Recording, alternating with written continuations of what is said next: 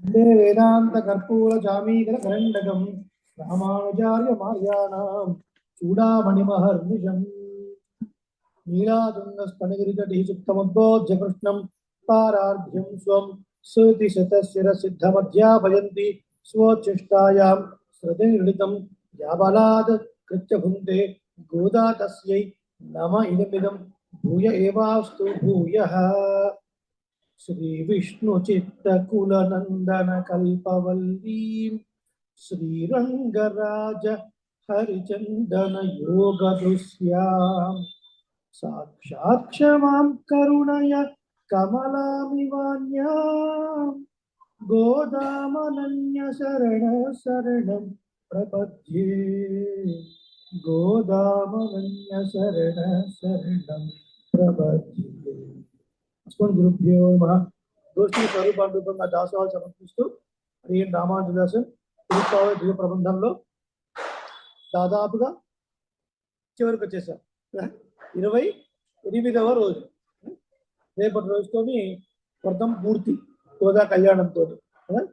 మరి 29, 30 ఈ 2 పాసురాలను మనం రేపటి రోజున సేవించుకొని కళ్యాణ ఘట్టంలో ఈ వ్రతాన్ని మనం ముగించుకుంటాం. ఏం తెలుసుకున్నాం ఇప్పటి వరకు అంటే 27వ పాసురం వరకు. ఉన్నటి పాసురం పేరు కూడారై అనే పాసురం.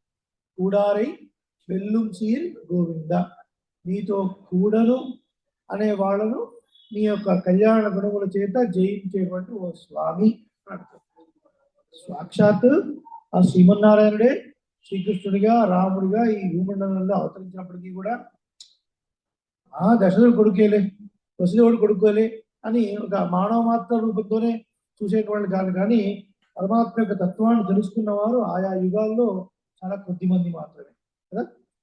కాబట్టి పరమాత్మకి అభిముఖంగా ఉండేవారు భక్తులు, విముఖంగా ఉండేవారు శత్రువులు, తటస్థంగా ఉండేవారు వారి యొక్క నైత్యానుసంధానం వల్ల. ఈ ముగ్గురిని తాను జయిస్తాడు పరమాత్మ. తన యొక్క కళ్యాణ గుణాలతోని భక్తులను వశపరుచుకుంటాడు.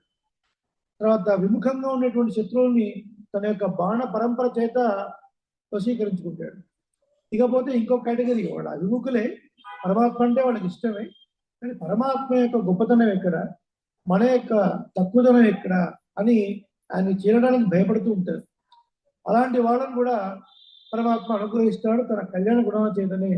అట్లా ఎవరున్నారండి అంటే 12 మంది ఆళ్వారు. ఒక ఆళ్వారు నమ్మాళ్వారు అని పేరు. ఆళ్వార్ తిరునగరిలో వారు పెంచేసి ఉండేవారు. వారు పరమాత్మ గురించి ఎంతో గొప్పగా కీర్తన చేశారు. చాలా మంది ఆళ్వార్లు చూడండి. మనము దివ్యదేశాలు అన్నప్పుడల్లా మీరు దివ్యదేశానికి వెళితే అక్కడ అర్చక స్వాములు ఆరాధిస్తూ ఈ ఆళ్వార్లు ఈ పెరుమాళ గురించి పాడారు, ఈ ఆళ్వార్లు పాడారు అంటారు. అంటే పలానా ఆళ్వార్లు ఈ మూర్తి గురించి మంగళాశాసనం చేశారు అని అర్థం. అంటే వాళ్ళందరూ ఆ ప్లేస్కి తిరిగారు. ఎక్కువగా తిరిగింది ఎవరు అంటే తిరుమంగై ఆళ్వారు. తిరుమంగై ఆళ్వారు చాలా ప్రదేశాలకు తిరిగి తిరుమలకు మంగళాశాసనం చేశారు. కానీ నమ్మాళ్వారు ఎక్కడికి వెళ్ళలేదు. ఆ ఆళ్వార్ తిరునగర్లోనే ఆ చింత చెట్టు, అందులో ఒక తొర్ర ఉండేది హాలోగా, అందులో కూర్చొని 16 సంవత్సరాలు ఎవరితో ఏం మాట్లాడలేదు.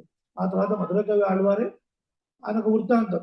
అన్ని చోట్ల దివ్యదేశ యాత్రలు తిరుగుతూ ఎక్కడి నుంచో సంచాలనం చేస్తుంటే పెద్ద కాంతి కనపడుతుంది, ఏంటి కాంతి ఎక్కడి నుంచి వస్తుంది అని ఎక్కడెక్కడో ఉత్తరాంతా తిరిగి తీరా ఆ మధురకవి వాళ్ళ ఊరు పక్కలోనే ఆళ్వార్ తిరునగరి, ఇక్కడ ఒక మహానుభావులు ఉన్నారని తెలుసుకుని ఈ ఊర్లో ఏంటి విచిత్రం అంటే, ఊర్లో విచిత్రం ఏముందో ఒక ఆళ్వారు ఉంటారండి, చింత చెట్టు ఒక త్వరలో ఉంటారు అని చెప్పారు. వెళ్ళారు, ఆయనతో మాట్లాడదామని చూస్తే జానంలో ఉన్నారు. ఆయన రాయి కిందికి వేశారు. ఏదో ప్రశ్న అడిగారు, ఈ ప్రకృతిలో పుట్టింది ఏం తింటుంది, ఎటు పోతుంది, ఇక్కడ పుట్టింది ఇక్కడ తింటుంది ఇక్కడ పోతుంది అని ఈయన ఏదో అడిగారు. ఆయన ఏదో చెప్పారు. ఈయన అడిగింది ఆయన తెలుసు, ఆయన చెప్పింది అలా తెలుసు. ఈ రెండు మనకు తెలియదు. అది పక్కన పెట్టిన ఆళ్వార శ్రీసూక్తులు అద్భుతంగా ఉంటాయి. ఎందుకు చెప్తున్నా ఇవన్నీ అంటే, నమ్మాళ్ళ వారు ఎక్కడికి వెళ్ళలేదు. నిర్నిద్ర చింత్రిణి అంటారు వారు ఉన్నటువంటి చెట్టులు. నిద్ర పోనటువంటి చింత చెట్టు ఎందుకు నిద్రపోదు అంటే, మరి దివ్యదేశంలో ఉన్నటువంటి పెరుమాళ్ళందరూ కూడా వచ్చి ఆ చెట్టు పైన కూర్చొని ఆళ్వారు మా గురించి పాడండి మా గురించి పాడండి అని అనేవారు. కాబట్టి ఈ నమ్మాళ్ళవారు ఎక్కడికి వెళ్ళలేదు. వారు ఉన్న చోటికే మిగతా వాళ్ళందరూ వచ్చి వారి గురించి పాడించుకున్నారు. అంత గొప్ప స్థితి వారు. అలాంటి నమ్మాళ్ళవాళ్ళు ఎందుకయ్యా స్వామి ఇంకా ఈ సంసారంలో ఉంచావు, ఎప్పుడు మమ్మల్ని తీసుకుని వెళతావు, ఎప్పుడు మమ్మల్ని తీసుకుని వెళతావు అని ప్రార్థించారు. ప్రార్థించిన తర్వాత నమ్మాళ్ళ వారి యొక్క భక్తికి మెచ్చినటువంటి స్వామి నేరుగా వచ్చి మిమ్మల్ని శరీరంతో తీసుకుని వెళతాను అని అంటారు. అంటే స్వామి అప్పటిదాకా స్వామి గురించి ప్రార్థించి మీ దర్శనం కావటం లేదు కృష్ణ అని నమ్మాళ్ళ వారి యొక్క పాసురాల్లో ఒక భక్తుడిగా పరమాత్మను ప్రార్థించడం కనబడుతుంది. స్వామిని యొక్క ప్రియుడిగా ఈయన ఒక ప్రియురాల పురుషుడు అయినప్పటికీ కూడా కావ్యంలో ఒక ప్రక్రియ అనమాట. నువ్వు ప్రియురాలుగా మారి స్వామి ఎందుకు ఇలా బాధ పెడుతున్నావు అని కనిపిస్తుంది. కొంచెం విరహ వేదన కనిపిస్తుంది.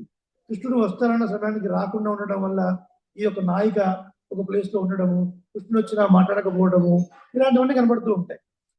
అలా ఉన్న తర్వాత ఈయన యొక్క భక్తికి మెచ్చి స్వామి నేరుగా దర్శనం ఇచ్చి ఆళ్వార్ మిమ్మల్ని శరీరంతో మిమ్మల్ని స్వీకరిస్తాను అంటే అప్పటిదాకా భగవంతుడి గురించి ప్రార్థించినటువంటి నమ్మాళ్ళు వాళ్ళు స్వామి దూరం నన్ను ముట్టుకోవద్దు అన్న. అదేంటండి ఇన్నాళ్ళు మీరు నా గురించి ప్రయత్నించారు, నా కళ్ళేమో అందమైనవన్నారు. అంతేకాదు నమ్మాళ్ళ వారు ఏమన్నారు, శివనారాయణ నీ యొక్క 2 కళ్ళు ఉన్నాయే 2 మృత్యు దేవతలు లాంటివి అన్నారు కదా. మృత్యు దేవతలు అంటే మనల్ని ప్రశాంతంగా ఉండలేకుండా అనుక్షణం సమరిస్తూ ఉండేవన్నమాట. అంటే అంత గొప్ప అందము అని అర్థం. మన యొక్క కళ్ళు అంటే అది నమ్మాళ్ళ వారి యొక్క హృదయం తెలిస్తే మనకు తెలుస్తుంది. అది అనుభవించేటువంటి రీతి ఎట్లాంటిది, ప్రత్యక్ష దర్శన సమానాకారంగా అనుగ్రహించారు. ఆ వైకుంఠంలో ఆ స్వామి కూర్చునే రీతి, ఆయన యొక్క దివ్యమంగళ శరీరము, ఆ శరీరం నియమేఘ స్థాయిగా ఉండటము, ఆ తర్వాత మెరిసే చక్రము, తెల్లటి పాంచజన్యము, ఈ రెండింటి వల్ల శరీరం మీద ఒక రకమైన కాంతి, దానికి పరభాగ శోభ అని పేరు. అటువంటి కాంతులు స్వామి మీద ఎక్కడి యజ్ఞోపవీతం. అది ఎట్లా ఉందట, నల్లటి మబ్బులు ఒక్కసారి ఉరిమితే ఇలా మెరుపొచ్చిపోతే ఎట్లా ఉంటుంది, అట్లా ఉందట యజ్ఞోపవీతం. అలా స్వామి యొక్క చెవులకున్న కుండలాలు ఒక్కసారి ఇలా ఆయన ఊగుతున్నప్పుడు ఆ కుండలాలు ముందుకు వెనుక వస్తే ఆ కాంతి కూడా ఒక మెరుపులాగా వైకుంఠం అంతా వ్యాపించి మళ్ళీ ఆ కుండలలోకి వెళ్ళినట్టుగా అలా దర్శనం చేశారు. చేసి ఆ కళ్ళ దగ్గర చాలా బాధపడిపోయారు. ఏం కళ్ళు స్వామిని నేత్రాలు తిప్పుకోలేకపోతున్నాం, తలుచుకున్నా బాధే, చూసినా బాధే కదా. ప్రత్యక్షంగా మానసికంగా దర్శనం అవుతుంది, కానీ స్వామిని ముట్టుకుందామనే లోపల కనబడలేదు స్వామి. ఆ మానసిక దర్శనానికి సంశ్లేషం అని పేరు. ఎప్పుడైతే ఆళ్వార్లు ఇలా ముట్టుకోవాలనుకున్నారో అప్పుడు ఆయన అదృశ్యం అవుతాడు, దానికి విశ్లేషం అని పేరు.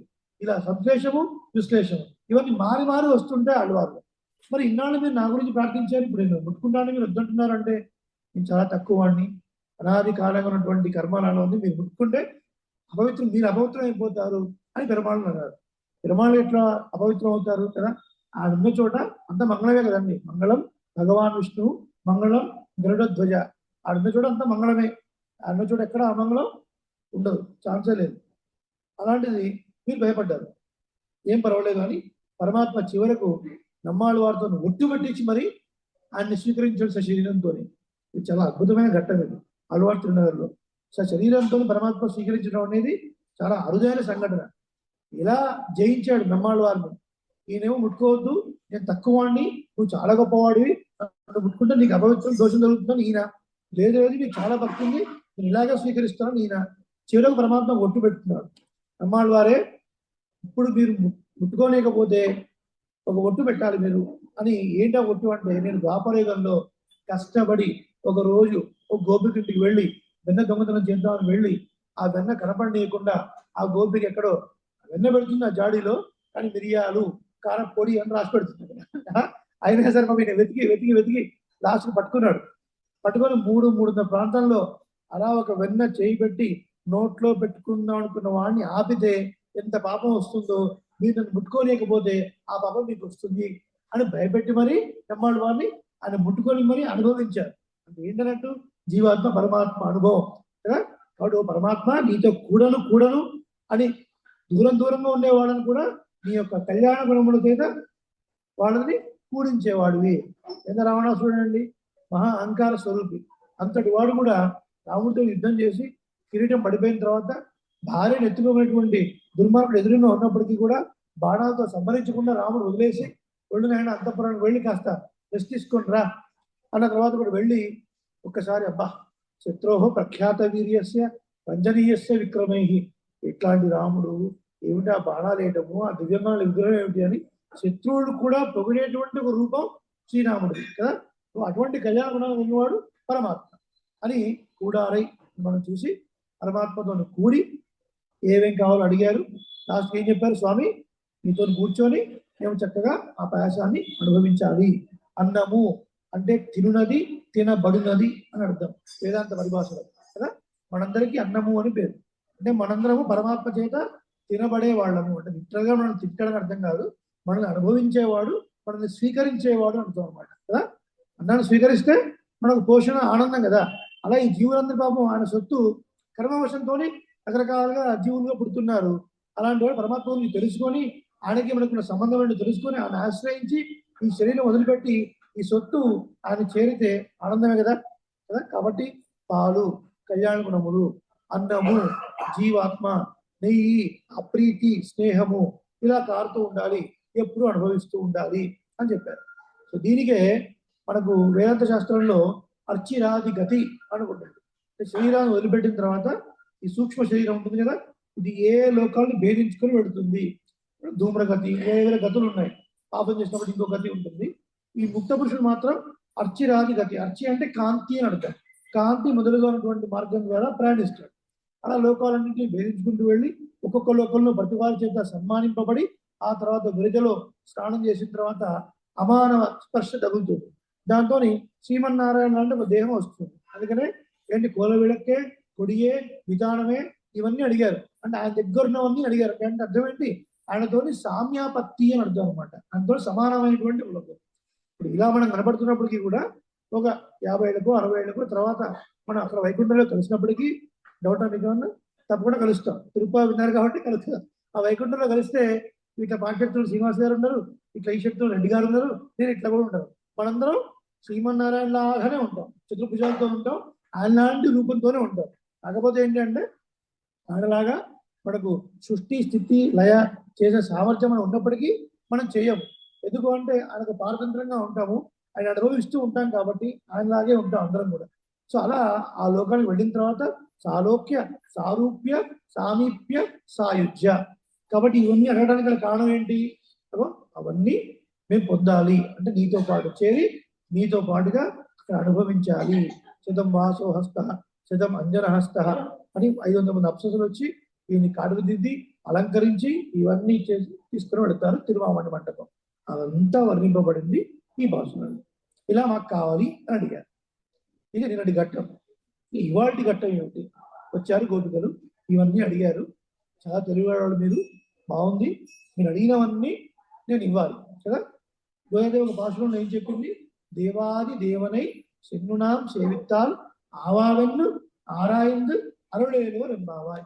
పరమాత్మ పూర్తి విశ్వాసంతో మనసా వాచ కర్మణ మన ఆయన సేవిస్తే ఆయన సంతోషించి దేవాది దేవుడు, దేవుళ్ళకే దేవుడైనటువంటి ఆ స్వామి వచ్చారా వచ్చారా అని దగ్గర తీసుకొని విచారించి మనకు అనుగ్రహిస్తాడు అని ఒక భాషలో చెప్పింది కదా.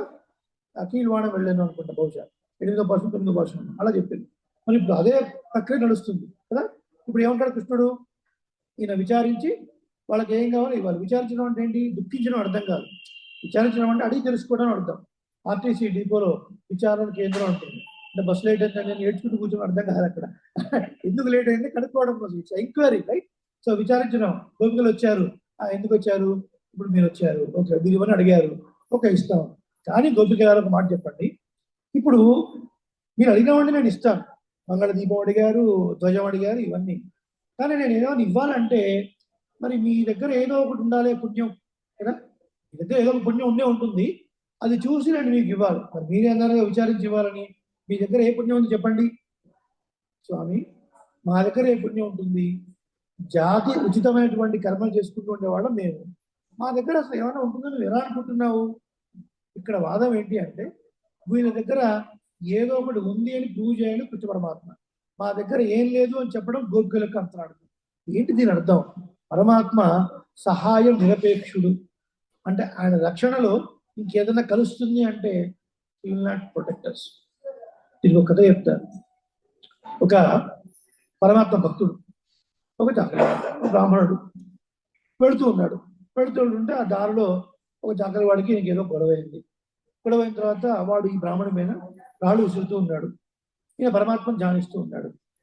అప్పుడు వెంటనే కృష్ణ పరమాత్మ వెళ్ళాలి అనుకున్నాడు. వెళ్ళాలంటూ రెడీ అయిపోయిన టైంలో మళ్ళీ వెనక్కి వచ్చేసాడు. రుక్మిణి ఉండి స్వామి ఏమైనా మీరు వెళ్తా అన్నారు, ఎందుకు వెళ్ళిపోచ్చారు అంటే ఏం లేదు, బ్రాహ్మణుడు కూడా చాకరోడు అయిపోయాడులే. ఏంటి అర్థం? ఈయన రాళ్ళతో కొడుతున్నప్పుడు పరమాత్మ ధ్యానిస్తూ ఉన్నాడు. ఆయన వచ్చేంత వరకు వెయిట్ చేయకుండా ఈయన కూడా మనం తీసుకొని రాళ్ళు వేయడం మొదలుపెట్టాడు. ఈయన ప్రయత్నం ఉన్నప్పుడు ఆయన ప్రయత్నం ఏం సాగుతుంది కదా? ఆ ప్రయత్నం సాగదు.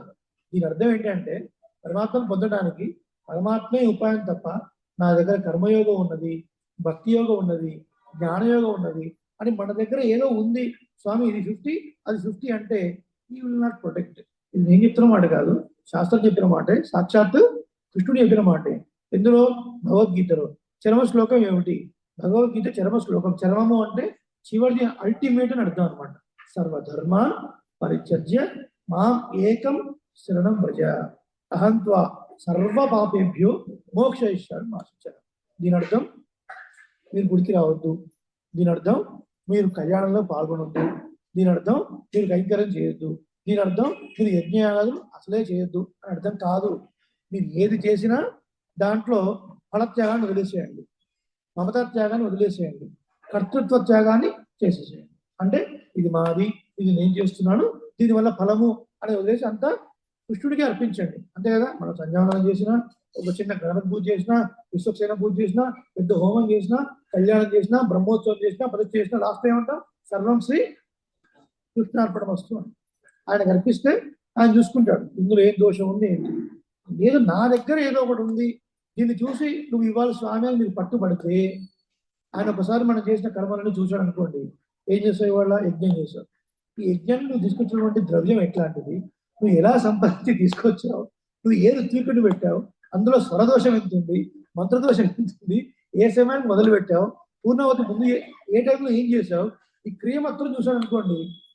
మనం చూసి ఇది ఇవ్వమని అడిగితే, మనం 100 పాయింట్లు ఉంటాయని మనం వెళ్ళి అడిగితే ఈయన లెక్క పెట్టేస్తే అది -100 వెళ్ళిపోతుంది కదా. మనకి ఆచమనం చేయడం కూడా రాదు. ఆచమనం ఎట్లా చేయాలి? చాలా మంది ఇలా పెట్టుకొని ఇది ఎప్పుడు దీని నుంచి లోపలికి ఉండాలి, గోకర్ణ ఆకృతిలో ఉండాలి. ఇక్కడ నీరు తీసుకోవాలి. ఈ నీరు ఎట్లా తీసుకోవాలి? మాషమగ్నం అంటారు. మాషమగ్నం అంటే మినపగింజ మునిగేంత పరిమాణంలో తీసుకోవాలి, లేదా ఈ మధ్యలో గీత ఉంటుంది కదా, అది కొంచెం మునిగే పరిమాణంలో తీసుకోవాలి. తీసుకొని దాన్ని గ్రావిటేషనల్ ఫోర్స్ తోని లోపలికి పంపించాలి దాన్ని. అంతేగాని బొమ్మల సింహాలలాగా అని అలా దాని okay, that is not the way. చాలా మంది సౌండ్ వచ్చేలాగా ఇక్కడ తీసుకుంటే అక్కడ పక్క మీద వినపడేలాగా ఇట్లా, అది కాదు అక్కడ. కానీ గ్రావిటేషనల్ ఫోర్స్ తో తీసుకోవాలి. ఆచమనమే సరిగ్గా మనం చేయలేము కదా. ఈ ఆచమనమే చేయలేము, ఈ కర్మలు మనం చూసి ఆయన ఇది చూసి మనం రక్షించాలి అంటే ఆయన మొత్తం లెక్క పెడితే మొత్తం మనం మైనస్లోకే వెళుతుంది. కాబట్టి మన దగ్గర ఏదన్నా ఉంది అంటే ఆయన మనకి రక్షించడు. కాబట్టి ఈ గోపికలు చాలా తెలివిగా అంటున్నారు, మా దగ్గర ఏముంటుంది స్వామి, మా దగ్గర ఏముండదు. లేదు లేదు, మీ దగ్గర ఏదో ఉంటుంది, అది చూసే నేను ఇవ్వాలి కదా, మీకు ఏదో కొంత పుణ్యం ఉంటుంది కదా, చెప్పండి అంటారు. కరవైహళ్ పిన్సెన్ను కాణం చేయండి. మేమందరం గోపాలకులము, అడవులకు వెళ్ళేవాళ్ళం, వేటిని తీసుకొని, పశువులను తీసుకొని వెళ్ళేవాళ్ళం. వాడి వెనకాల మేము వెళ్ళి అక్కడ అవి తిన్న తర్వాత, అవి గడ్డి మేసిన తర్వాత మేము భోజనం చేసేవాళ్ళం. అలాంటిది మా దగ్గర ఏదో కర్మయోగము జ్ఞానయోగం ఉంటుంది, ఎలా అనుకుంటావు కృష్ణ అని గోపిక అడుగుతుంది. లేదు, మీరు అడవులో వెళుతున్నారంటే ఎంతో కొంత జ్ఞానం ఉండే ఉంటుంది కదా అని కృష్ణుడి యొక్క ఒక అనుమానం, గెస్. వీళ్ళు చెప్తున్నారు, అయ్యా మేము జాతి ఉచితమైనటువంటి మా కులాన్ని బట్టి చూసినా అసలు నీ గురించి తెలుసుకోవాలి, నీ మీద ప్రీతి కలగాలి అంటే ఏం చేయాలి?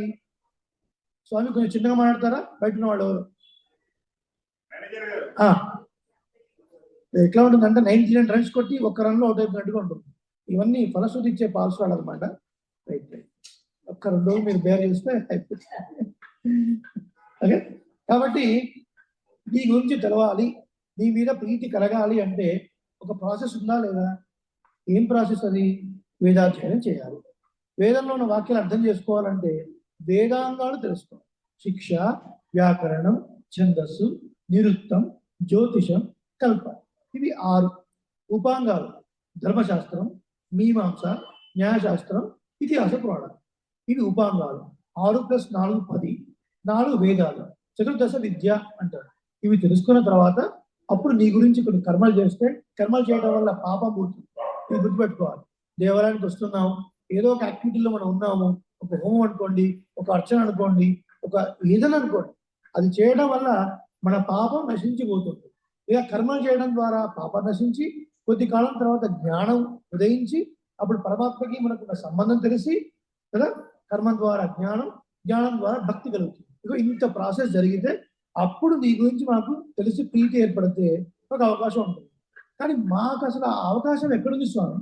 పొద్దునేస్తే మేము అడవులకు వెళ్ళేవాళ్ళం, గోవులతో పాటు వెళ్ళేవాళ్ళం. ఇంకెలా వెళ్ళేవాళ్ళం? వాడి వెనకాల మేము వెళ్ళేవాళ్ళం. అవి తిన్న తర్వాత మేము తినేవాళ్ళం. ఇంకా కొంతమంది గోపాలకులకి ఇంట్లో వాడు ఏదో క్యారేజ్ పెట్టించేస్తే అడవికి వెళ్ళేంత వరకు కూడా వీడు గోపిక లేక మా అమ్మ ఏం పెట్టించి నేను డబ్బు ఓపెన్ చేసి ఆ గేదెల ముందు వెళుతూ ఉంటే వెనకాలే వీడు ఒక ముద్ద నెట్ వేసుకుంటూ వెళ్ళిపోయేవాడు కదా, వాడికి వెళ్ళేవాళ్ళు. అలాంటి మా దగ్గర ఏం జ్ఞానం ఉంటుంది అంటే పరమాత్మ అన్నాడు, అడవుల్లో మీరు తింటున్నారు బాగానే ఉంది, స్నానం చేసే తింటారు కదా, అంటే ఏ యమునలోనో గంగలోనో ముగితే కాస్త పుణ్యం వస్తుంది కదా, ఆ పుణ్యమైన కాస్త పుణ్యం ఉంటుంది కదా మీ దగ్గర. అయ్యో స్వామి, కరవైగల్ హింసెన్ కాణం చేరుబో, ఆ పశువుల వెనకాతలో వెళ్ళి అడవుల్లో వెళ్ళి అవి మేస్తూ ఉండగా మేము మేసేవాళ్ళం. స్నానం చేసి తినాలి ఇవన్నీ మాకు ఎక్కడ ఉంటాయి. కిరాతార్జునీయంలో భార్య వర్ణిస్తాడు. ఎలా ఉంది వీడి సిచ్యువేషన్ అంటే, గోరు వెళుతూ ఉంటాయి, ఈ గోపాలకులు వెళుతూ వెళుతూ వీళ్ళ మెడ మీద ఒక స్టిక్ ఉంటుంది, దాని మీద 2 చేతులు వేసుకుని వెళుతూ ఉంటారు. ఓకే, అలా వెళుతూ వెళుతూ మధ్యలో ఒక బుష్ వస్తుంది, 2 బుష్ పొదలు ఉంటాయి, దాని మధ్యలో ఆవు వెళ్ళిపోతుంది. వీడు కూడా కట్టబెట్టుకుని వెళ్ళాలని చూస్తాడు. ఆ ఆవు ముందు వెళ్ళిపోతుంది, వీడు మాత్రం వెళ్ళలేడు. ఎందుకు? ఆ కట్ట అడ్డుపడుతూ ఉంటుంది. ఆ ఆవు వెనక్కు తిరిగి చూసి నవ్వుతుంది, అరే నేను ముందు వచ్చాను, నువ్వు రాలేకపోతున్నావు అంటే. వీడు కనీసం ఆ కట్ట తీసి వెళ్ళాలన్న జ్ఞానం కూడా లేదు. లేదా కట్ట ఇలా తిప్పుకున్నా పోవాలి కదా, ఇలాగే నువ్వు లోపలికి వెళ్ళాలని ఎందుకు గుర్తుందండి? ఆ బుషెస్ అడ్డగిస్తాయి, ఆ 2 చెట్లు అడ్డగిస్తాయి. ఆ జ్ఞానం కూడా మాకు లేదు. ఇంకా మేము ఏదో కర్మయోగం కానీ, జ్ఞానయోగం కానీ, భక్తి యోగం కానీ చేసే అవకాశమే లేనటువంటి గోపాల కులం మాది. అలాంటి మా దగ్గర నువ్వు ఏం ఎక్స్పెక్ట్ చేస్తున్నావు స్వామి? అలా ఎందుకు ఈ చర్చ నడిచింది అంటే, ఇందాకే మనం చెప్పుకున్నాం, పరమాత్మను చేరుకోవడానికి అనేక ఉపాయాలు ఉన్నప్పటికీ కూడా అవన్నీ సాధ్య భక్తి అనబడుతుంది వేదాంత శాస్త్ర ప్రకారంగా. సాధ్య భక్తి అంటే మనం కష్టపడి సాధించుకునేది. ఆ ప్రాసెస్ లో we may success or we may not కదా. కర్మయోగం ఎలా చేస్తామండి? చాంద్రాయణ వ్రతాలు, కుచ్చ వ్రతాలు, ఇవన్నీ చేయటం, ఉపవాసాలు, తీర్థయాత్రలు, పుష్కరాలు, స్నానాలు, ఇవన్నీ మన వల్ల కాదు. జ్ఞానయోగం, శాస్త్ర జ్ఞానం బహుక్లేశం కదా. కానీ సరిగ్గా రామాయణంలో 24,000 శ్లోకాలు కూడా మనం పూర్తిగా చదవలేదు. చదివిన వాళ్ళు ఉంటే ఉండొచ్చు. కొన్ని మహాభారతం 1,25,000 శ్లోకాలు. వేదాలు అనంతావై వేదాహ, ఎన్నో శాఖలు ఉన్నాయి. వాటిని ఏం చదువుతాం మనం? ఎన్నో కావ్యాలు ఉన్నాయి. వాటి ద్వారా ఎప్పుడు చదవాలి, ఎప్పుడు పరమాత్మ జ్ఞానాన్ని పొందాలి? భరద్వాజ మహర్షి అనేక సంవత్సరాలు ఆయుష్ తీసుకొని చదవలేకపోయాడు. మనం ఎంత? అవి చేయలేము. ఇక భక్తి యోగము, సాధనా సప్తకము, వివేకము, విమోకము, కళ్యాణ, అనుర్దశ, క్రియ, ఇలా 7 స్టెప్స్ ఉన్నాయి. ఒక్కొక్క దాంట్లో మళ్ళీ ఫర్దర్ స్టెప్స్. అవన్నీ మీరు వింటే చేయలేము. అవన్నీ కూడా జాతి దుష్టమైన ఆహారం తీసుకోవద్దు, నిమిత్త దుష్టమైన ఆహారం తీసుకోవద్దు, ఆశ్రయ దుష్టమైన ఆహారం తీసుకోవద్దు. వాటిలోకి మునక్కాడు వస్తుంది, బీరకాయ వస్తుంది, సొరకాయ వస్తుంది, ఇవన్నీ తినకూడదు అని చాలా ఆహార నియమాలు ఉన్నాయి. అవన్నీ తినకుండా ఉండలేస్తారని ఉల్లి వెల్లుల్లి తినకూడదు, ఇవన్నీ చాలా మంది అంటారు. ఉల్లి చేసే మీరు తల్లి కూడా చేయదండి, బాగానే ఉంది, కరెక్టే. శరీర పోషణ కోసం మన మహర్షులు చెప్పింది ఇవన్నీ కూడా. శరీరం ఎప్పటికైనా నష్టం చేయలేదు. మీరు ఉల్లి తినండి, తినకపోండి, 120 years ఉంటారా? ఉల్లిపాయలు వెల్లిపాయలు తినుకుంటూ సఫిస్టికేటెడ్ ఫుడ్ తినండి, 10 story అద్దాల మేడలో ఉండండి, పోర్ష్ కార్లో తిరగండి, ఉంటారా? 300 years ఉంటారా? 2 ఏళ్ళు ఉండడమే చాలా కష్టం, ఎప్పటికైనా పడిపోయేది. కాబట్టి మహర్షులు ఏదైనా మనకి ఇచ్చారు అంటే దీని గురించి ఇవ్వలేదు, దీనికన్నా లోపల ఒకటి ఉన్నది, దాని గురించి ఇచ్చారు. ఏంటది? జీవాత్మ, అలాగే ఆత్మోజ్జీవనము. మామూలుగా బతకడం, జంతువులు బతుకుతే మనం బతుకుతాం. ఆత్మోజ్జీవనం అంటే ఇది పరమాత్మ చిన్న సొత్తు, వాడిని చేరుకోవడం కోసం ఒక మార్గం, అలా బతకడం. అవన్నీ మన లోపలికి వెళితే వాడిని ఏం చేయలేము. చివరికి ఏంటి? ప్రపత్తి చేయటం. స్వామి నీవే ఉపాయము, నీవే దిక్కు అన్నారు. కాబట్టి ఇప్పుడు గోపికలు మా దగ్గర అలాంటి ఏది లేదు అని చెప్పారు. అలాగే పరమాత్మ దగ్గర మన యొక్క నైత్యానుసంధాన్ని ప్రకటించుకోవాలి. ఆయన దగ్గరికి వెళ్ళి మనం నేను ఇంత చేశాను, అంత చేశాను, ఫలానా చోట నిర్విరామంగా ప్రవచనాలు చేశాను, పేపర్లో వచ్చింది, టీవీలో వచ్చింది, స్వామి చాలా చోట్ల ప్రవచనాలు చేస్తుంటాం కాబట్టి అనుగ్రహించు అంటే, పర్లేదు చేసుకో వెళ్ళు అంటాడు. ఇంకా టీవీలో చెప్పుకుంటూ వెళ్ళు, ఆ పేపర్లో పడుతూ ఉండు, అవి కాపాడితే నేను నాతో నీకేమని వెళ్ళు అంటాడు.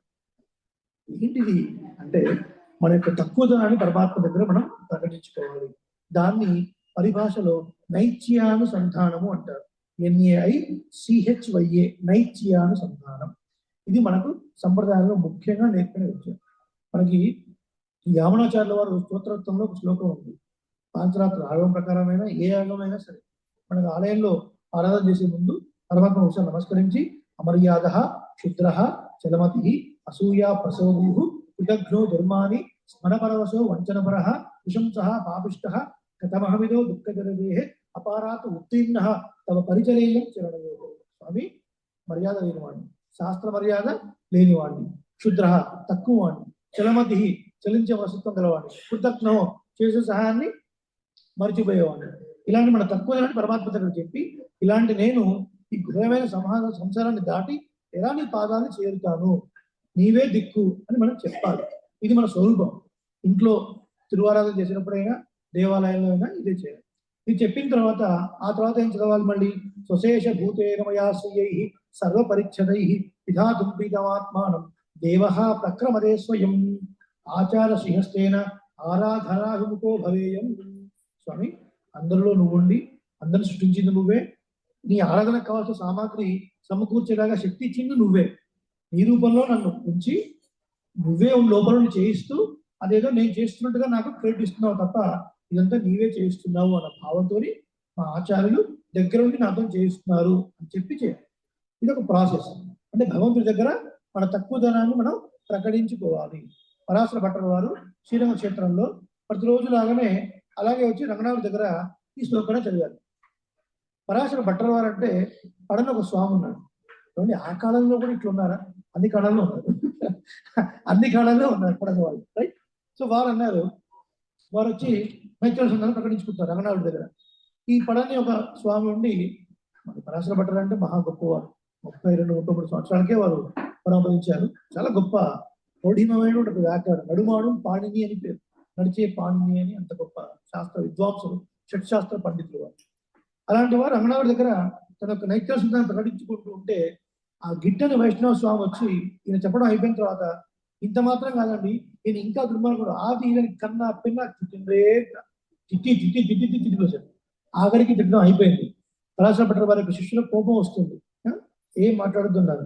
ఆ తిట్టడం అంతా అయిపోయిన తర్వాత స్వామి అయిపోయిందా అన్నారు. అయిపోయిన తర్వాత ఒక్కసారి షాడో తీసి వారికి కప్పి ఉంగరం తీసి వారికి తొడిగి, చాలా ధన్యవాదాలు స్వామి, రంగనాథుని కాపాడాలంటే నా తక్కువదనాన్ని చెప్పాలి కదా, నేను తక్కువ వాడిని ఏం లేని వాడిని అంటేనే ఆయన కాపాడుతాడు. నా దగ్గర ఉన్న దోషాలు కొన్నే చెప్పాను, మీరు ఇంకా దోషాలు చెప్పి రంగనాథుడి యొక్క కృప నా మీద ఇంకా ప్రసరించేలాగా మీరు సహాయపడ్డారు స్వామి అని నమస్కారం చేసి ఇది ఇచ్చి పంపిస్తే సిగ్గులో తల ఉంచుకొని వెళ్ళిపోయాడు ఆ స్వామి. దీన్ని బట్టి ఏం తెలుస్తుంది? నైత్యానుసంధానం ప్రకటించుకోవాలి. ఆ పరాశర భట్టర్ వారు మహా గొప్ప పండితులు కదా. కోపం వచ్చే సమయంలో కూడా దాన్ని ఎంత అందంగా మలిచారో చూడండి కదా. రంగనాథుడి దగ్గర మనం తిడుతూ ఉంటే ఎవరు నూరుకుంటారండి? నేను అట్లాంటి వాడు కాదు అని మనం డిఫెండ్ చేస్తాం, జస్టిఫై చేస్తాం. కానీ తిట్టిన తిట్లు మొత్తం ఓపికగా విని ఎంత గొప్ప ఉపకారం చేశారు మీరు, ఎందుకు ఆ మాట అన్నాడు? త్రేతాయుగంలో రాముల వారు ఈ మాట అన్నాడు కదా, మిత్ర భావేన సంప్రాప్తం నా త్యజేయం కథంచన దోషో యద్యపి తస్య స్యాత్ సతామేతద్ అగర్హితం. మిత్ర భావంతో వచ్చినా చాలు, రామా నేను నీ వాడను ఒక్కసారి అంటే చాలు, ఎన్ని దోషాలు ఉన్నా సరే నేను కాపాడుతాను, రక్షించే తీరుతాను. నిజంగా మిత్రులా రావాల్సిన అవసరం లేదు, ఊరికే వేషం వేసుకొని వచ్చినా చాలా ఉన్నాడు కదా. మరి ఇప్పుడు నా దోషాలను చెప్పాను, నేను చెప్పిన దోషాలు రంగనాథుడు నన్ను కరుణిస్తాడో లేదో తెలియదు, మీరు ఇంకా కొన్ని యాడ్ చేశారు.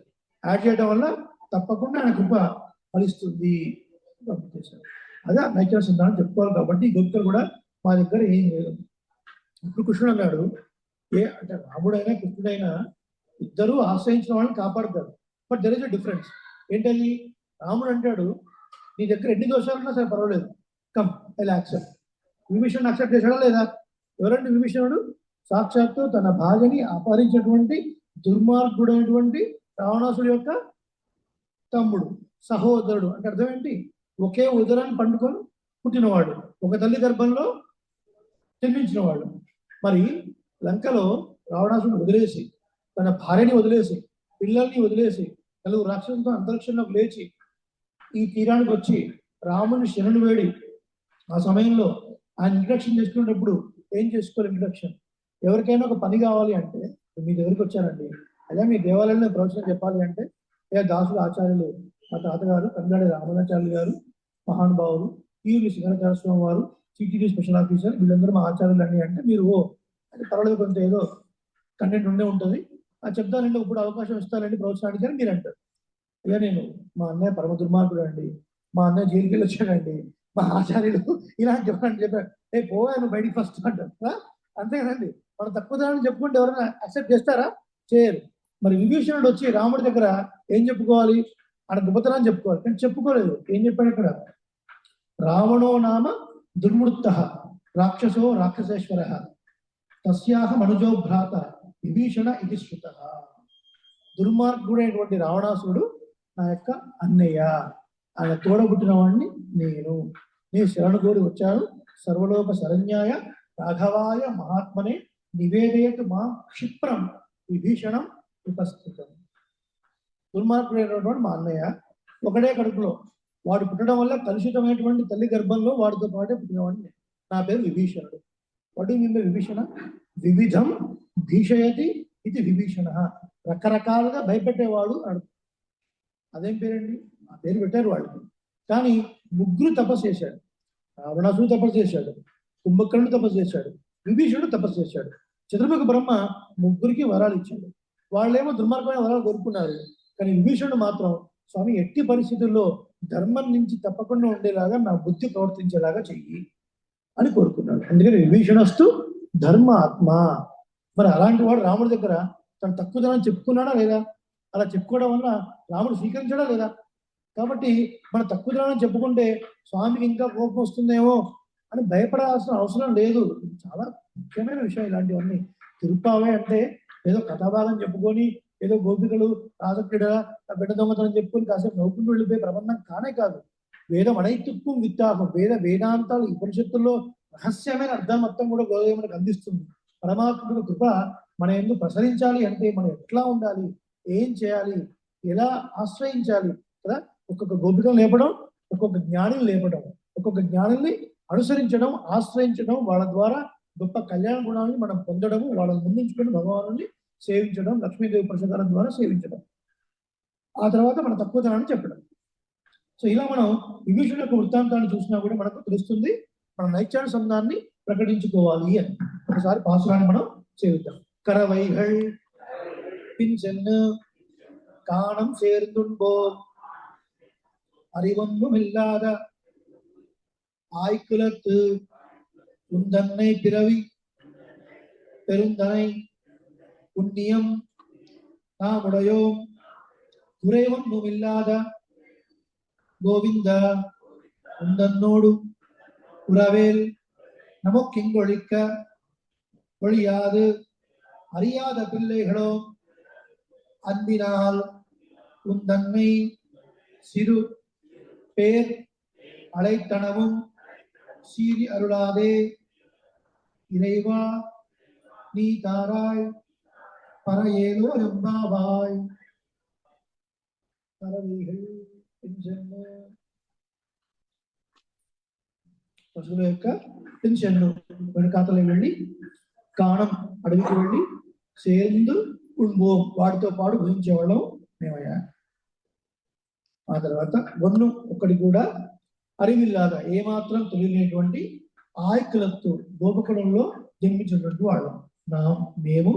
ఉందన్నై నీవు పిరవి పెరుందనై మా వంశమున నువ్వు జన్మించినట్టి పుణ్యము కుడయో కలవారం కురేవన్నం ఇల్లాగా ఏ దోషము లేనటువంటి గోవింద ఓ గోవింద ఇరేవా ఓ స్వామి ఉందన్నోడు నీతో మాకు గల ఉరవు సంబంధము ఇంకొడికి ఒడి కాదు, తెంపుకుంటే తెగిపోయేది కాదు. అరియాద లోక మర్యాద తిరుందని పిల్లడము చిన్న పిల్లడము ఉందన్నై నిన్ను అన్బినా ప్రేమతో సిరు పేరలెత్తనవు చిన్న పేరుతో పిలిచినందులకు సీరి అరుడాదే కోపించి ఆగ్రహించగా ఆ పరై అనే వాయిద్యాన్ని మాకు తారాయ్ ఇవ్వము అని. ఒకసారి ఇందులో ఏం చెప్తుంది గోదమ్మ అనేది మనం చూద్దాం. మనం ఇందాక చెప్పినట్టుగా మనము అనేక యోగాల శాస్త్రంలో చెప్పినటువంటి యోగాల ద్వారా పరమాత్మ పొందడం అనేది సాధ్య భక్తి అనబడుతుంది. కానీ రెడీమేడ్గా ఉన్నవాడు స్వామి, దానికి సిద్ధ భక్తి అని పేరు. కాబట్టి ఆయన ఆశ్రయించడం చాలా సులభమైన మార్గం. మరి సులభమైన మార్గం తెలిసినప్పుడు చాలా మంది ఎందుకంటే వాటిని అవలంబిస్తారు అంటే ఆ జ్ఞానం లేకపోవడం వల్ల వాడు అవలంబిస్తున్నారు. సో వాడు అవలంబించేదంతా కూడా కరెక్ట్ అని మనం చెప్పలేము. పోనీ అలా అవలంబిస్తే మనకున్న కలియుగంలో, మనకున్నటువంటి తక్కువ కాలంలో, తక్కువ ఆయుష్కు, మనకున్న జ్ఞానానికి ఎప్పుడు మనం దాన్ని పొందగలుగుతామో, ఎన్ని జన్మలు ఎత్తాలో మనకు తెలియదు. కాబట్టి సాధ్య భక్తి మనకు అక్కర్లేదు కదా. ఈ గట్టు నుంచి ఆ గట్టు తగ్గడానికి హాయిగా పడవెక్కేస్తే ఆ పడవ మనల్ని మోస్తుంది, మన సామాన్ని మోస్తుంది. లేదు నేను ఈదాలి అనుకుంటే నా దోతే నా కాలు తట్టుకొని మునిగిపోవచ్చు, లేదా ఏదో కూడము వచ్చి తినేయచ్చు. ఈ ప్రమాదాలు ఉంటాయో ఉండవా? ఆ సమస్య ఎందుకు మనకి? అంత కష్టపడి ఎందుకు వెళ్ళటము కదా? అదంతా సాధ్య భక్తి. సిద్ధమైన భక్తి పరమాత్మను సృష్టించుకోవాల్సిన అవసరం లేదు, ఎప్పటి నుంచో ఉన్నవాడు, ఆయన ఆశ్రయిస్తే చాలు అన్న ఉద్దేశం. సిద్ధభక్తికి గొప్పతనం ఏంటి ఎందుకు చెప్పబడుతుంది. అలాగే పరమాత్మను ఆశ్రయించిన వాళ్ళకి ఉండాల్సిన లక్షణాలు ఏంటి చెప్పబడుతుంది. ఏంటి లక్షణాలు? భూముని కాపాడాలి అంటే మా దగ్గర ఏ ఉపాయము లేదు. జ్ఞానయోగం, కర్మయోగం, మీరు చేసిన తపస్సు కానీ, మీరు చదువుకున్నటువంటి విద్య కానీ, ఇవన్నీ ఏవి పొందడానికి కారణం కాదు, నువ్వే కారణం. నువ్వే ఆ తర్వాత నువ్వు కాదంటే ఇంకో మార్గం కూడా లేదు. ఇప్పుడు కృష్ణుడు అన్నాడు,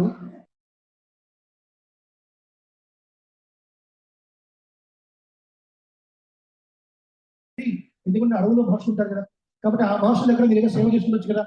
పూర్వకాలంలో గురుకులంలో మనం సేవ చేస్తున్నప్పుడు ఏం చేస్తారు? ఆచార్యులకు సంపద ఉంటుంది. ఏ సంపద? పశు సంపద, గో సంపద. ఆ గోవుల నుంచి వెళ్ళని అడవులకు వెళ్ళి వీళ్ళు కాచుకొని రండి అంటారు. ఆ తర్వాత ఆచార్యులకు కావాల్సిన సమిధలు తీసుకొని రావాలి. అలా ఒక సంవత్సరం 2 సంవత్సరాలు సేవ చేసిన తర్వాత అలా సేవ చేయించుకుంటూ విద్య నేర్పిస్తున్నారు. కానీ మీరు అడవులకు వెళుతున్నారు అంటే మీరు ఎవరో కొంతమంది పునరు సేవించుండొచ్చు కదా.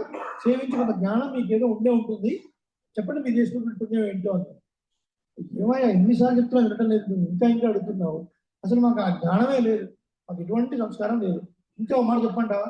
మాకు ఇంటికి పోవడం కూడా మాకు తెలియదు. ముందు గెదలు వెళుతూ ఉంటాయి, వాడు వెనకాల నేను పోతూ ఉంటాం. వాడికి కూడా తెలుసు, అది పోతుంటే మేము వెళుతూ ఉంటాం. అది మా జ్ఞానం. అదే మనకు తెలియదు అన్నప్పుడు ఇంకా నువ్వు చెప్పినటువంటి ఇవన్నీ మాకు ఎక్కడ, ఈ మహర్షులు ఎవరు, మేము వాళ్ళు సేవించేది ఏంటి అని కృష్ణుడు అన్నాడు. మరి ఏదో ఒక పుణ్యం ఉంటే కానీ మిమ్మల్ని రక్షించడం కుదరదు.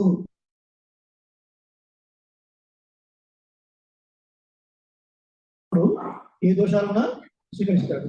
కృష్ణుడు నీకు అబద్ధం నాకు పని లేదు, నీ దగ్గర పుణ్యం ఏదైనా ఉందా అంటాడు. స్వామి పుణ్యం ఉంది, దాన్ని అవతల పడేసిరా అంటాడు. దాన్ని అవతల పడేసిరా అంటాడు. రాముడేమో నీ దగ్గర దోషాలు ఏమైనా ఉంటాయంటే పర్వాలేదు, please come, I accept any Facebook request, ఓకేనా? ఎంత ఫోర్స్ఫుల్ అయినా సరే. కృష్ణుడు నీ పాపంతో నాకు సంబంధం లేదు, నీ దగ్గర పుణ్యం ఏమైనా ఉందా? స్వామి రామాలయం తిరుగుతావు, బాగా విన్నావు స్వామి, పాలన కూడా చేశావు స్వామి, మొత్తం వదిలేసి రా ఫస్ట్. నువ్వేమైనా చేసినా ఉంటే నువ్వు తలకిందులు పడేసి తపస్సు చేసినా సరే అవన్నీ వదిలేసిరా. సర్వధర్మ పరిత్యజ్య. దీని అర్థం ఏది చేసినా అన్ని చేయాలి, ఏది వదలొద్దు. వర్ణాశ్రమ ధర్మం ప్రకారంగా ప్రతిదీ చేయాలి. సర్వధర్మం పరిత్యజ్య అంటే అన్ని శుభ్రంగా వదిలేయమని అర్థం కాదు. ఏది చేసినా అందులో ఆ మూడింటిని వదిలేయండి. నేను చేస్తున్నాను, నాకు సంబంధించింది, దీనివల్ల నాకు ఏదో ఒక మూట వస్తుంది, పక్కన పెట్టేసాను. ఆ పెద్ద మూట కృష్ణుడే, వాడే ఉన్నాడు, వాడికే అర్పించండి.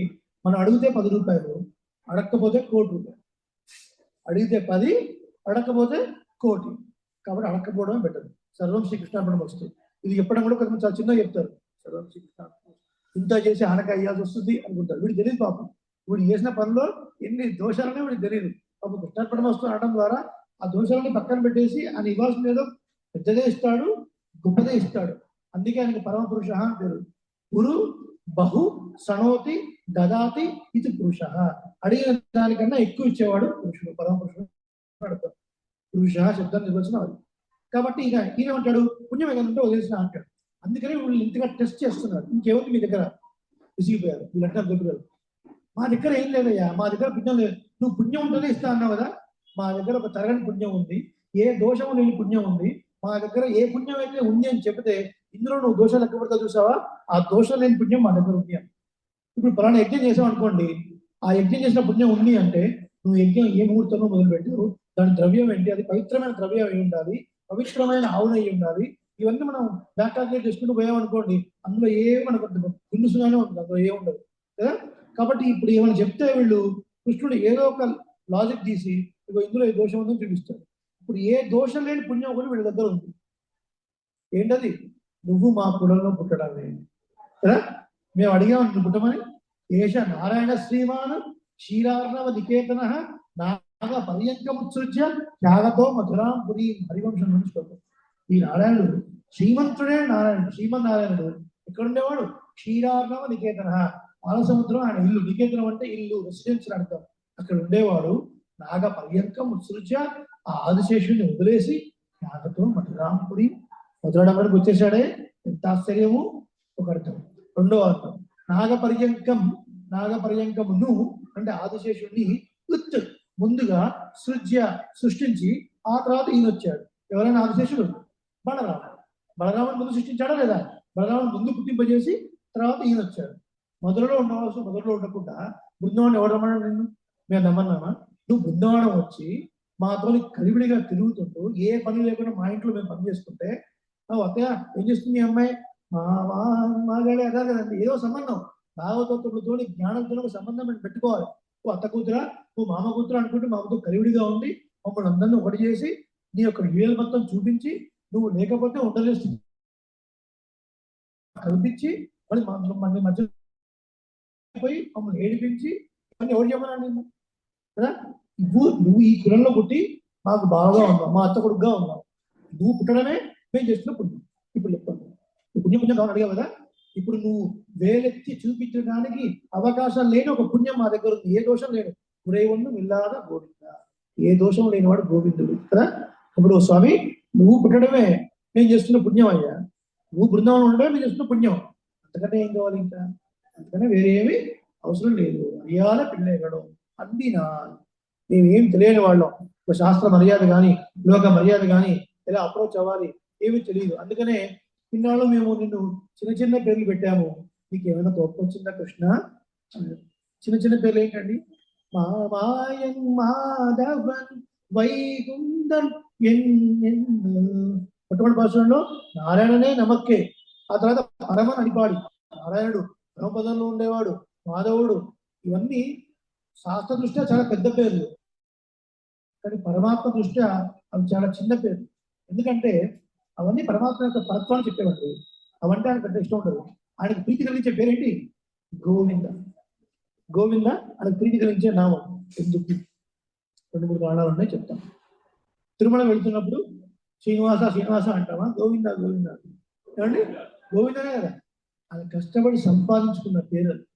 7 అహోరాత్రాలు గోవర్ధనోద్ధారణ ఎత్తి ఇంద్రుడు వచ్చి గోవింద పట్టాభిషేకం చేశాడు. ఆ నామాన్ని ఇచ్చింది ఎవరు? ఇంద్రుడు. చూడండి, ఒక రహస్యం ఉంది ఇందులో. చతుర్ముఖ బ్రహ్మ ఒక అపచారం చేశాడు, ఇంద్రుడు అపచారం చేశాడు. చతుర్ముఖ బ్రహ్మ అపచారం ఏం చేశాడు చెప్పండి? పచ్చాపహరణం కదా. ఈ గొల్ల పిల్లవాడు ఇంతమంది ఇన్ని కలిసి ఓ కృష్ణ కృష్ణ అని పోతున్నారు. వీళ్ళందరినీ మ్యానేజ్ చేశాడు 1 సంవత్సరం పాటు కదా. ఆ సంవత్సరం పాటు కృష్ణుడు వీళ్ళందరినీ యాజ్ ఇట్ ఈజ్ గా సృష్టించాడు. వాళ్ళు ఏ బట్టలు కట్టుకున్నారు, వాళ్ళ చేతులు ఏ కర్ర ఉంది, దానికి ఎన్ని ఒక్కులు ఉన్నాయి, వాళ్ళ టిఫిన్ కార్లు ఎన్ని సొట్టలు ఉన్నాయి, అవన్నీ యాజ్ ఇట్ ఈజ్ మొత్తం డెవలప్ చేశాడు. అసలు 1 ఇయర్ పాటు గుర్తుపట్ట రాకుండా చేశాడు. ఆ తర్వాత భంగమై వచ్చిన తర్వాత చతుర్ముఖ బ్రహ్మ 40 శ్లోకాలు స్తుతించాడు. ఎన్ని శ్లోకాల్లో? 40 శ్లోకాలు. ఒక్క మాట కూడా మాట్లాడే పరమాత్మ స్తుతించాడు, ఈయన వెళ్ళిపోయాడు. కానీ ఇంద్రుడు చేసినటువంటి అపరాధం మనం చెప్పుకోవడం డీటెయిల్ గా, మళ్ళీ అందులో పోవద్దు. తన సృష్టిలో చతుర్ముఖ బ్రహ్మ చిన్న క్రిమి కీటకం అయితే ఇంద్రుడు ఇంకా చిన్నవాడు. ఒక్కసారి ఇట్లా పంట పోస్ట్లో చూడిపోయేవాడు.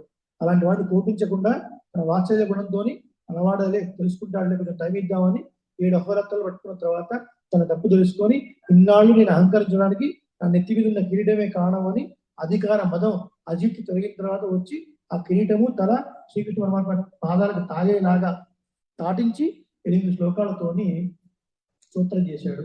అప్పుడు ఆయనతో మాట్లాడాడు పరమాత్మ. ఆ 40 శ్లోకాలు చెప్పినా కూడా ఒక్క మాట మాట్లాడలేదు. ఇంద్రుడు గోవింద పట్టాభిషేకం చేసిన తర్వాత ఆవుపావుకు అభిషేకం చేసి పట్టాభిషేకం చేస్తే అప్పుడు మాట్లాడాడు. ఏమిటి కారణం? ఇష్టమైన వాళ్ళు గోపాలకు, బృందావనంలో ప్రతి వాళ్ళంటే పరమాత్మకు ప్రేమ, వాళ్ళ కొరకే ఈయన అవతారం తీసుకున్నాడు. బ్రహ్మ ఈయన నుంచి వాళ్ళని దూరం చేశాడు. కానీ ఈ ఇంద్రుడు తప్పు చేశాడు, కానీ గోపాలకులందరూ ఈయన చుట్టూ ఉండేలాగా చేశాడా లేదా 7 రోజుల పాటు? ఈయన చుట్టూ ఉన్నారా లేదా? వీళ్ళందరూ దగ్గర తీసుకొచ్చాడు ఇంద్రుడు. ఇంద్రుడు చేసిన పని వల్ల వీళ్ళందరూ ఇంకా దగ్గర అయ్యారు. కాబట్టి ఇంద్రుడితో మాట్లాడాడు, బ్రహ్మతోని మాట్లాడలేదు. అంటే వీళ్ళ మీద ఎంత ప్రేమ చూడండి. కాబట్టి పరమాత్మ, ఇన్నాళ్ళు నీ పరత్వాన్ని ప్రకటించే పేరుతో పిలిచామయ్యా, అందువల్ల నీకు ఏమైనా కోపం వచ్చిందా? ఒక ఆయన జిఎం అండి, ఒక ఆయన జిఎం.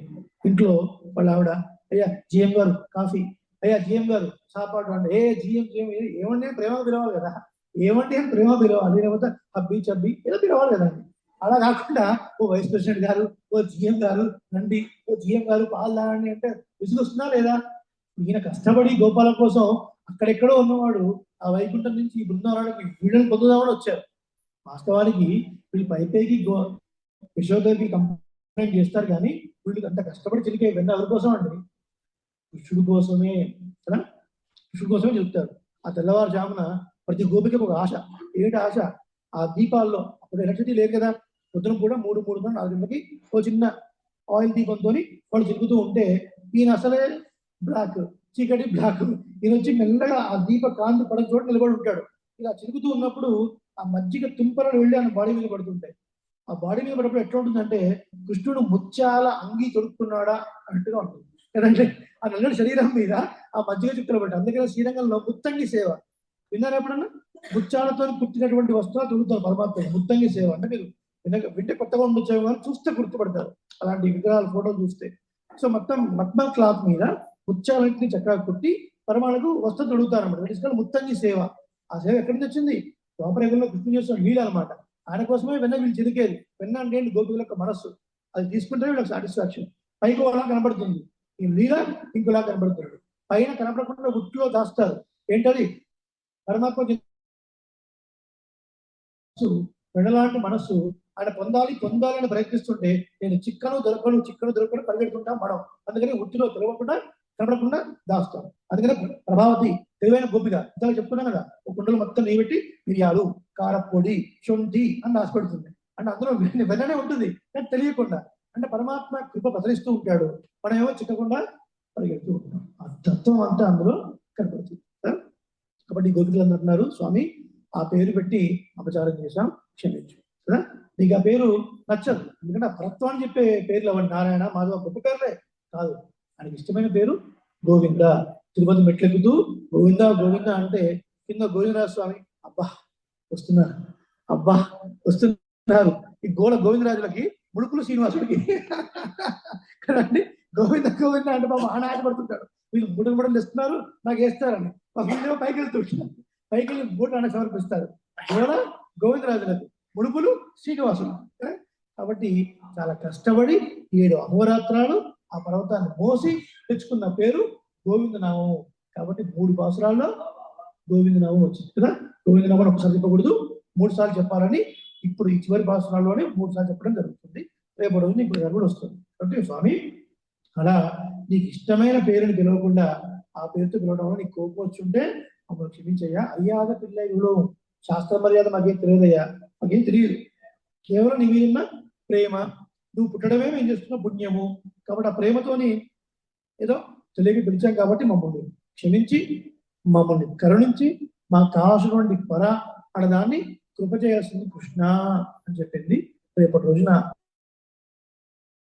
అసలు పర అంటే ఏంటి, ఏం కొరింది గోదాదేవి, ఇందులో ఉన్న విలక్షణమైన అర్థం ఏంటి?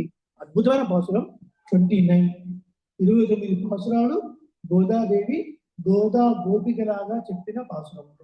30వ పాసురము గోదాదేవి తానుగా చెప్పిన పాసురము. అంటే తాను పెరియాళ్ళ వాళ్ళ పుత్రికగా ఫల శృతి ఏమిటి అని తాను స్వయంగా చెప్పిన పాసురం 30వ పాసురం. రేపటితోని కళ్యాణ గంట ముగిసిపోతుంది. రేపటితోని అంటే ధనుమాసానికి టైం ఉంది, 102 days టైం ఉంది ముగడానికి. కానీ మన వ్రతం మాత్రం రేపటితో మనకు భోగి అంటే భోగమును అనుభవించుట. ఈ జీవుడు పరమాత్మని చేరి అనుభవించుట. ఆ గోదాదేవి రంగనాథుడిని వివాహం చేసుకుని భోగాన్ని అనుభవించేటువంటి రోజు కాబట్టి ఆ రోజున మనం కళ్యాణోత్సవం చేసుకుంటాం. కళ్యాణం అంటే ఏంటి? కళయతి ఇది కళ్యాణ, మంగళములను ప్రసాదించినది కళ్యాణము. ఆ కళ్యాణ ఘటనలో పాల్గొంటే అన్ని మంగళములు మనకు కలుగుతాయి. ధనుర్మాస వ్రతాన్ని ఆచరించి చక్కగా గోదా రంగనాథుల కళ్యాణాన్ని మనం తిలకిస్తూ రేపటి రోజున 29వ పాసురంలో ఎంత గొప్ప అద్భుతమైన అర్థాన్ని గోదాదేవి కోరింది అంటే మనం ఒక మాట చెప్పుకున్నాం. ఎల్లే ఇలంగిళి అనే పాసురంలో ప్రియవచాన్ని పిల్లై వ్యాఖ్యానం చేస్తూ తిరుప్పావయావదు ఇప్పాట్టిరే. తిరుప్పావై అనేది ఈ పాసురమే అంటే 2 సార్లు వాడతారు. ఒకటి 15వ పాసురము, ఒకటి 29వ పాసురం. 15వ పాసురంలో భాగవతత్వం దగ్గర ఎట్లా ఉండాలి, వాళ్ళని ఏం కోరాలి. 29వ పాసురంలో భగవంతుడి దగ్గర ఎట్లా ఉండాలి, భగవంతుడిని ఏం కోరాలి. రేపు రోజున అద్భుతమైన ఘట్టం. ఆ ఏం కోరాలో గోదాదేవి ద్వారా మనం తెలుసుకొని మనం కూడా అదే కోరుతూ వెళుతూ 30వ పాసురంలో గోదాదేవి అందించిన అద్భుతమైనటువంటి పరిస్థితిని మనందరం విని గోదా రంగనాథుల పరిపూర్ణ కటాక్షానికి మనందరం పాత్రలు అవుదాం. శ్రీమతి రామానుజారి మన శ్రీమాచార్య స్వామి వారు రేపు గోష్ఠిని అలంకరించి చక్కగా కళ్యాణ ఘట్టంలో మనందరినీ వారు అనుగ్రహిస్తారని మనందరం ఆశిస్తున్నాం. పెరుమాళ పురస్సరంగా ఆచార పురస్సరంగా మనం వారికి మంగళాశాసనాలు ఉపజేయాలని మనందరం కూడా భావిస్తున్నాం. ఏదో కాస్త ఆహారం సరిగా లేకపోవడం వల్ల తొందరగా హెల్దీగా రావడం వల్ల వారికి అట్లా అయింది. కామనే భగవత్కృప వల్ల వారు తొందరలోనే కోలుకోవాలి. ఇలాంటి అప్పుడప్పుడు కొంచెం ఓవర్ స్ట్రెయిన్ అవుతున్నప్పుడు అవుతూ ఉంటాయి కామన్. ఈ 2024 జూలైలో మేము శ్రీలంక యాత్ర వెళ్ళాం. శ్రీలంక రాంబోడా అన్న ఒక ప్లేస్ విన్నారా? రాంబోడా అంటే లంబ పర్వతం అంటారు. మొట్టమొదటి స్వామి హనుమ లంకలో పాదాన్ని మోపిన ప్రదేశము. అక్కడ చిన్మయ మిషన్ వాళ్ళు గుర్తుగా 20 సంవత్సరాల క్రితం పెద్ద ఆంజనేయ స్వామి దేవాలయం కట్టారు. అద్భుతమైన క్షేత్రం, సూపర్ ఫ్లోరా అండ్ ఫనా. అసలు నేచర్ ఉంటుంది కదా అక్కడ. మీరు చూస్తే ఎక్కడ చూసినా జలపాతాలు. నిజంగా సుందరమైన లంక అంటే ఇప్పుడే ఎట్లుందంటే అప్పుడు ఎట్లుంటుందో మీరు ఆలోచించుకోవచ్చు కదా. సువర్ణమైన లంక అది. ఇప్పుడు కలియుగంలో అయిపోయిన ఉంటేనే అట్లా ఉంది అంటే. అక్కడ మేము పారాయణ చేసి మొత్తం మా బాబాయ్ గారు వచ్చారు, అమరవాది స్వామి వారు. వాళ్ళు పూర్తిగా సుందరకాండ పారాయణ. దాసుడు కొంతమంది భక్తులకు వారి ఏదో కోరికలు ఉంటే వాళ్ళు గోత్రనామాలు తీసుకొని కామ్య పారాయణ వాళ్ళు గోత్రనామని చెప్పి కొన్ని పారాయణ చేసి వాళ్ళు వెళ్ళిన తర్వాత టూ మచ్ ఫీవర్. అప్పుడు మా పాప కూడా ఫీవర్ ఉంది, తను ఇక్కడే ఉండిపోయింది. మేము వెళ్ళాము. కొంచెం అదొకటి మైండ్లో తిరుగుతుంది స్ట్రెస్. ఆ వాతావరణం పడక కొంచెం ఫీవర్. దాంతో 2 days యాత్ర అయిపోయిన తర్వాత బాగా వీక్ అయిపోయాం. మెడిసిన్ వాడడం పడుకోకుండా బాత్రూంలో అలాగే పడిపోయారు. పడిపోవడం ఇక్కడ పడిపోయాను అనమాట. ఇలా పడిపోతే ధమ్మని సౌండ్ వచ్చింది. వీళ్ళందరూ కంగారు పడిపోయారు. లక్కీగా నేను డోర్ పెట్టుకోలేదు. అసలు దేశంగానే దేశం ఆ మొత్తం పడిపోయి అన్కాన్షియస్ అయిపోయింది.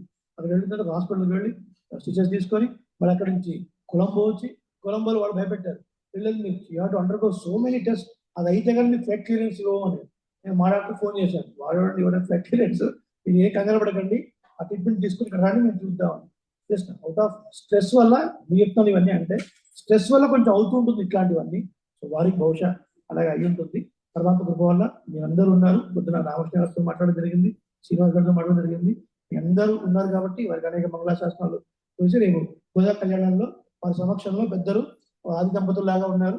వారి సమక్షంలో మీ అందరి సమక్షంలో పెరుమాళ సమక్షంలో చక్కగా రేపటి రోజున మన కార్యక్రమాన్ని ముగించుకొని ధనుర్మాస వ్రతాన్ని పూర్తి చేసుకునే భాగ్యాన్ని, ఆ శక్తిని ఏ ఆటంకాలు లేకుండా జరిపించాలని సీతారామ లక్ష్మణ సహిత ఆంజనేయ స్వామి సహిత శ్రీరామచంద్ర స్వామి వారి పాదాల్లో ఆచార్య పురస్సరంగా విన్నపం చేసుకుంటూ అడియే రామానుజదాసన్ మాతృసాగించనత్రాణ బద్ధకం గణబాణయే విష్ణు చిత్త తనూజాయై గోదాయే నిత్య మంగళం వేద వేదాంత వేద్యాయ మేఘశ్యామలమూర్తయే మోహన రూపాయ పుణ్య శ్లోకాయ మంగళం. ఆండాళ్ దివ్య తిరువడిகளே శరణం. ఆళ్వార్ ఎంపెరుమానార్ తిరువడిகளே శరణం. స్వస్తి. అనేక మంగళాశాసనాలు. శ్రీమతి రామానుజాయ. జయ శ్రీమన్నారాయణ. జయ శ్రీమన్నారాయణ.